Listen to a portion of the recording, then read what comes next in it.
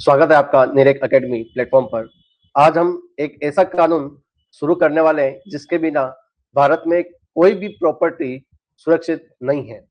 उसका नाम है the registration act 1908।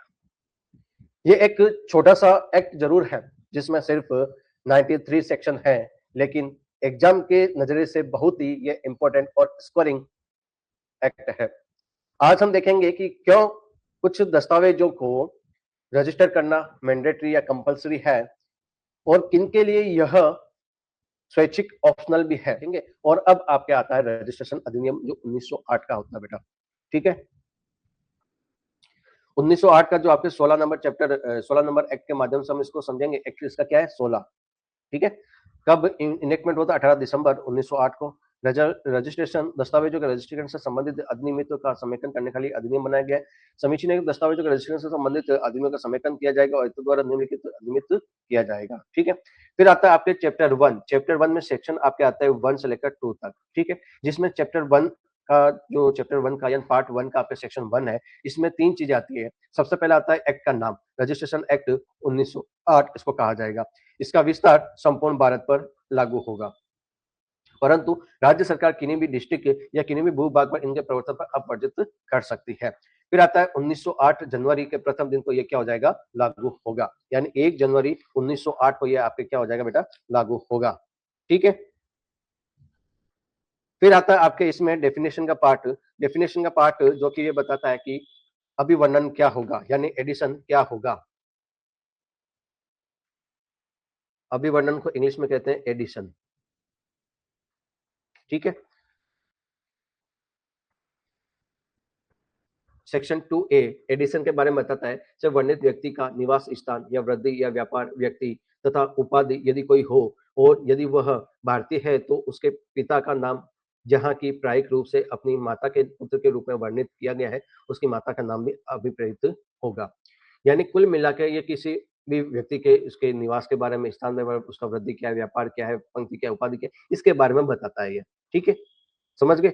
The means of place of residence or profession, trade, rank, titles, if of any, of a person described, and in the case of Indian, his father name, and where the usually described as the son of his mother, then his mother's names। तो ये सारी चीजें इसके अंतर्गत बताई जाती है। Section 2 के क्लोज 1 में आपके एडिशन की डेफिनेशन बता रखी है। सेक्शन 2 के क्लोज 2 में पुस्तक के बारे में यानी बुक के बारे में बता रखा है। बुक क्या होगा? तो पुस्तक का प्रभाग आता है किसी भी संख्या में, ऐसे पन्ने भी आते हैं जो इस दृष्टि से साथ सशक्त और उसमें पुस्तक का प्रभाग भी बनाया गया है। ठीक है,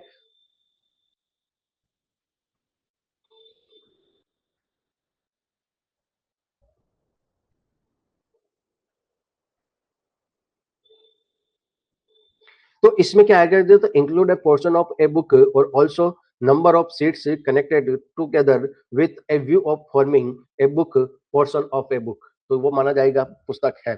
ठीक है, फिर आपके इंपॉर्टेंट आता है डिस्ट्रिक्ट। डिस्ट्रिक्ट और उप जिला क्या होगा? इस अधिनियम के अधीन बनाए गए जिला और उप जिला यानी डिस्ट्रिक्ट और सब डिस्ट्रिक्ट होगा। ठीक है, include the high court is the ordinary original civil जुडिक्शन।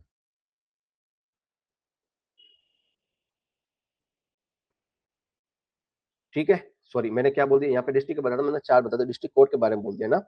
तो यहाँ पे क्या होता है? डिस्ट्रिक्ट और सब डिस्ट्रिक्ट में respectively mean a district and sub district form under this act.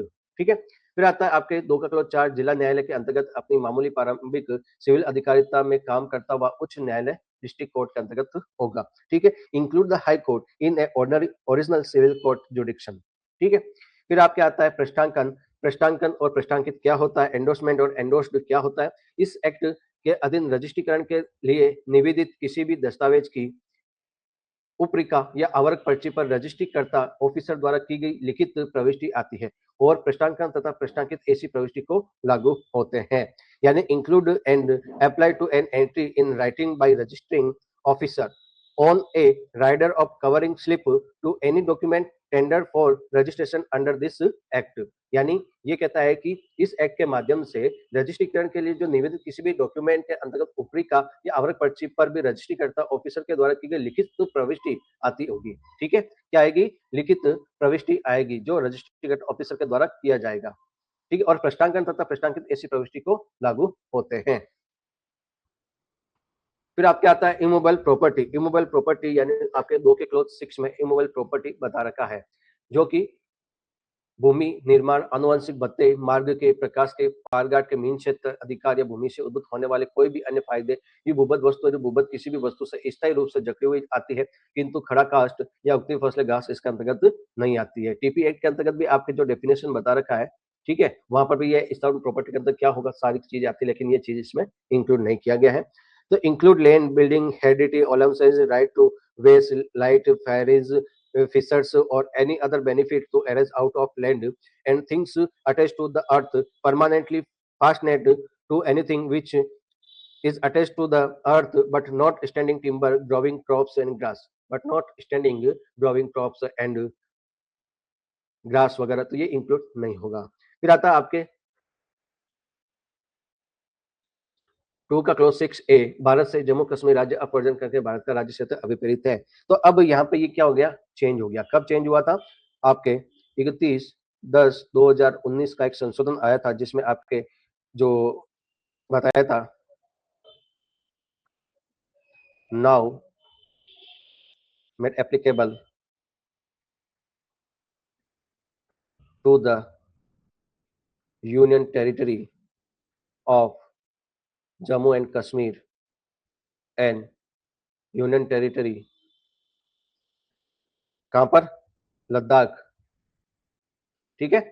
तो अब ये वाली डेफिनेशन आपको चेंज करनी है, कहां पर होता है, now made applicable on the union territory of Jammu and Kashmir and union territory Ladakh, वहां पर भी एक्ट आपका लागू है, होल ऑफ इंडिया इसमें कह सकते हैं,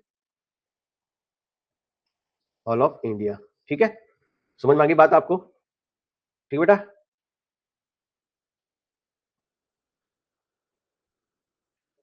फिर आता है आपके 2 का क्लॉज 7, जिसमें आपके पट्टे के बारे में, लीज के बारे में बता रखा है। 2 के क्लॉज 7 में लीज के बारे में है। इसके अंतर्गत प्रतिलेख, कृषि या जो आपके काउंटर पार्ट हो गया, या कबूलियत हो गया, या undertaking to cultivate, occupy and the agreement of lease, यानी कृषि अधिभोग करने का वचन और पट्टे पर देने के लिए करार कर आते हैं, ठीक है।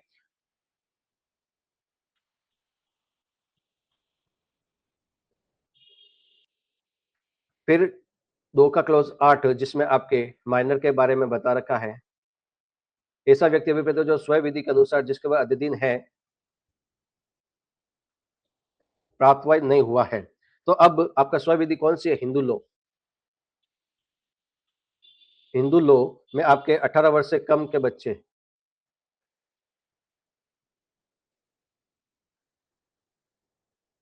ठीक है।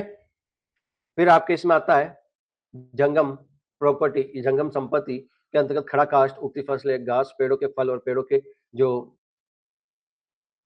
रस और स्थावर संपत्ति के सिवाय हर अन्य प्रकार की संपत्ति आती है, ठीक है।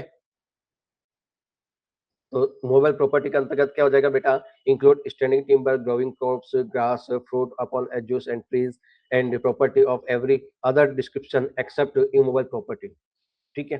फिर आपके 2 का क्लॉज 10 आता है, जो प्रतिनिधि यानी रिप्रेजेंटेटिव के रूप में बताता है, जो अवयस्क का संरक्षक करेगा, अवयस्क का संरक्षक करेगा। दूसरा, पागल और जड़ का सुपुर्दार होगा, या मुड का कह सकते हैं, या अन्य आते हैं,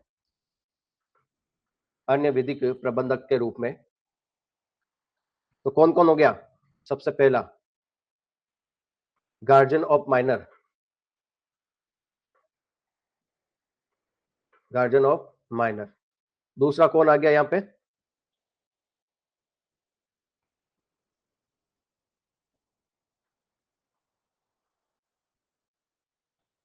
पागल,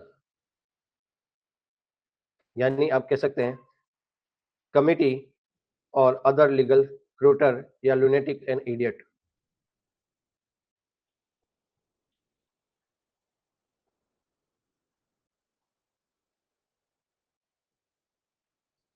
लुनेटिक, इडियट और अदर लीगल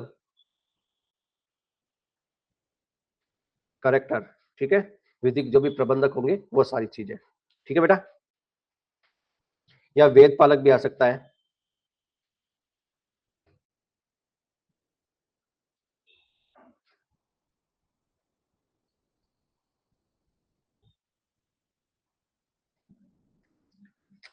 यहां तक समझ में आया नहीं आया बेटा, बताओ।